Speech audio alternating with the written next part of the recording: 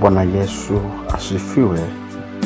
Mtume John Koroso angependa kukualika katika ibada za kanisa la International Fellowship for Christ zinalofanyika kila Jumapili na kila Ijumaa na kila Jumanne pale Igena, hapo karibu na mpando wa Fadhangelo.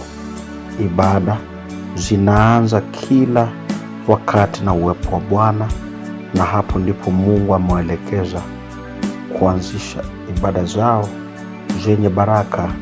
Fika, barikiwa pamoja na wao. Fika, fanya maombi pamoja na wao kwa wakati huu ambao Bwana amewapatia nafasi kuwa mahali pale.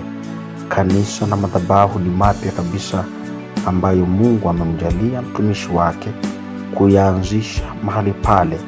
Naamini ya kwamba Mungu anakwenda kutenda mambo makubwa. Mungu anakwenda kufanya miujiza katika maisha yako.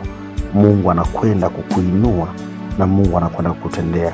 Hatuna kazi nyingine isipokuwa kuliabudu jina la Bwana na kusikia neno lenye nguvu, neno lenye uwepo, kuwa katika wakati wa kuwa katika uwepo wa Bwana, uwepo wenye nguvu, uwepo wenye uweza na mamlaka. Unakaribishwa ujiunge pamoja na wao katika ibada hizo, na Mungu ataweza kukubariki. Alika ndugu, alika jamaa, alika na marafiki. Naamini kwamba Bwana atatenda muujiza na atafanya mengi kwa ajili yako.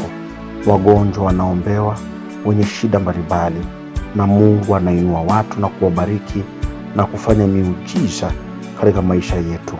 Kila wakati tunaamini ya kwamba tunapomwelekea Bwana na kuziacha shida zetu kwake, hakika anafanya mambo makubwa, anafanya vitu vikubwa, maana yeye ni mwaminifu.